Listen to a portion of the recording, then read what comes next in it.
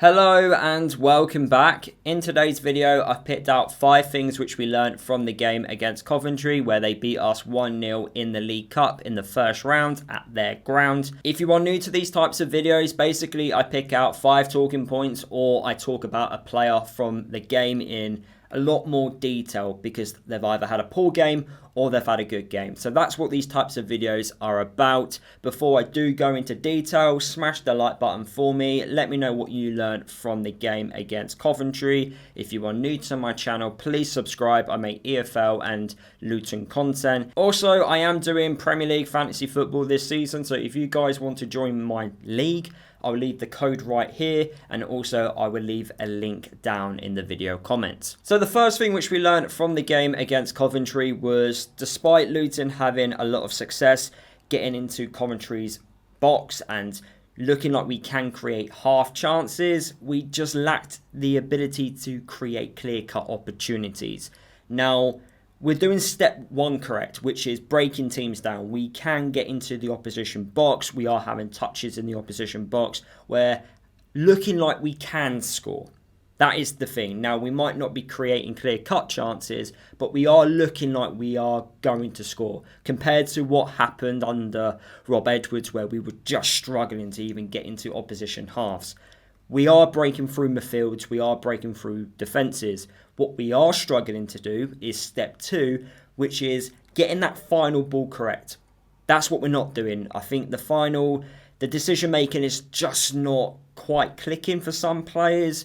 I guess this is due to the season just starting, and hopefully we do see this improve going forward. I hope we do see this improve going forward, but you can work on decision making. You can create attacking scenarios in training and work on it quite frequently. So step 2 needs to be worked on, and then the final step is showing quality when it matters the most. If we can get step 2 right, then we can look at step 3 and see what the problem is. But right now, that final ball isn't quite working, whether it's the pass, whether it's the actual execution in the shot, whether it's the cross.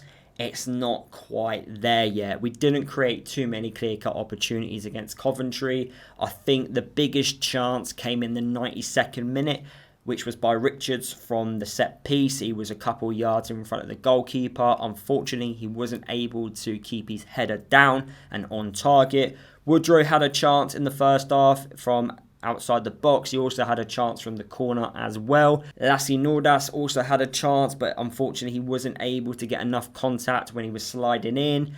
Fane had some big chances, but they were more half chances because the Coventry players ended up blocking the shot. In fact, I think it happened 3 times. It happened twice down on the right-hand side in the first half where his explosive energy, breaking through, he cuts inside, but they end up blocking the shot. The same again when I think he had a shot from outside the box following a set piece as well. So lots of half chances, near moments, but not quite clear cut. This has been an ongoing theme since the start of the season. Hopefully it does improve going forward. Moving on to the second thing which we learned from the game, and that is, I think Lasse Nordås, I think people are being a bit overly critical of him. Now, don't get me wrong, I do think he should have done better, but I think because he's not used to the English game, and we've got to be honest here, he has come from overseas. I don't know how physical Norway football is. I don't know how physical it is compared to the English game. But over in England, lots of foreign players do struggle to adapt to how physical the league can potentially be. And the lower you go down the English leagues, the more physical it gets. You are up against defenders that are going to run through you. They're going to make you have a horrible afternoon. All they want to do is kick you. That is what English football, old traditional English centre-backs are. Yes, you have a couple of modern-day ones that can do a bit of everything, but you've got to be strong, you've got to be willing to commit into aerial challenges and so on. I think Lasse Nordås is struggling to adapt to that, and it's now a waiting game on how quick can he adapt to it. Now, he's been at the football club since January. Of course, the Norway football season and the English football season, it's totally different in terms of when the season starts. He came in, we had to rush him. He didn't have a pre-season. Got him up to match sharpness, but ultimately he just At the time, last year, in the back end of the championship season, we needed more experience, we needed more proven players, and that's why the likes of Elijah, Adebayo and Morris ended up starting a lot more games than Nordas. So he didn't really get his chance. I think it's really harsh to judge him off the sub appearances that he did make in the second half of the championship season. I thought he did have an impact against Plymouth, but he struggled to really break through. Against Watford, he had an impact in the first half. He should have got their centre-half sent off, but the referee didn't give that as the correct decision at the time. He ended up coming off at half-time in that Watford game. So we haven't seen too much of him in competitive matches. Now, in pre-season, he actually looked quite good. He did score quite a few goals. Bournemouth, he should have scored about 4 goals against them. But he is scoring goals. Now it's the time to really kick on and show us what you can do. He hasn't had too many starts. As we know, the season has only just started. He got given 64 minutes against Coventry, and I didn't think he was miles off it. He actually won quite a bit in the air against Coventry. He won a lot more aerial battles than he lost, which is quite good because normally defenders win a lot of their battles. There was a couple of times with his link-up play where the pass just wasn't right, and if he got the pass right, we could have actually gone on the counter-attack and, created something from that move. But overall, I didn't think he was terrible. I think he could have been better, of course, but he wasn't the only one. I just think right now he needs to play. He needs to get more minutes. He needs to show us more what he can do. If we're not going to give him those minutes, then he needs to go out on loan to another English club to get used to the English football, the style of English football, because I think that's what it is now. I think there is something about him. I don't think he's the worst striker I've ever seen in a Luton shirt. But how long is it going to take for him to get up to speed to the English game? That is the biggest question. And I don't think we are in the position to wait. This is the problem. With so much expectation on this season, we're not in a year where, okay, we're going to have a transitional year. We want promotion. We want to get back to the championship. So are you going to trust him and allow him the time to get up to speed and play more games to show us what he can do?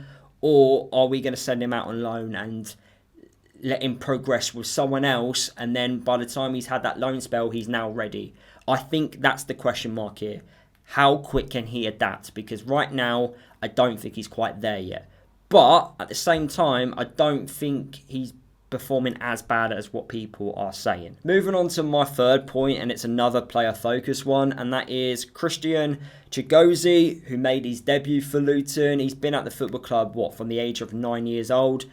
He was up against 2 well-established championship strikers, and I thought he'd done quite well. The biggest thing for me when watching him play was his passing ability. He had over 80% pass success rate, which is very good for a defender. I think if you can get around 80% and more, that's quite good for a team that's trying to play out from the back. So that's what stood out for me. And when he did make a mistake, he recovered quite well. He didn't allow the mistake to bother his performance. He bounced back quite quickly. He tried to win as many aerial battles as possible, aerial duels. Overall, I was very impressed with his performance. It's a tough ask asking an academy graduate who's not played at all for the football club to go up against a team that plays in the league above, up against 2 established strikers. Yes, one of them did score, but make it difficult for them. It could have been an easy evening for the championship strikers in Sims and Haji Wright, but no, Christian Chigozie, he made it really tough for them, and he should be proud. Will we see him on the weekend against Bradford?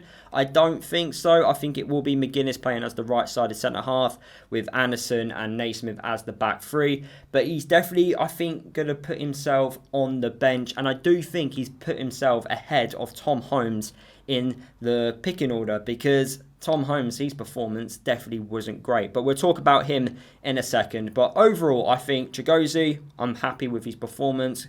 Good debut. I personally, when I look at him, I don't see him as a centre-half. I think physically he needs to build himself up. But of course, look, he's a young academy player. That will come in due course. But when I look at him, I see more fullback rather than centre-half. I'd be interested to hear what you think about that. Moving on to my fourth point, and I've already mentioned his name, but Tom Holmes. He's clearly not at the level which we need him to be. I don't think I'm being harsh there. I didn't think his performance was great. His passing at times I thought was good. But apart from that, he's just not mobile enough, especially in this back three system, which we are going to play this year.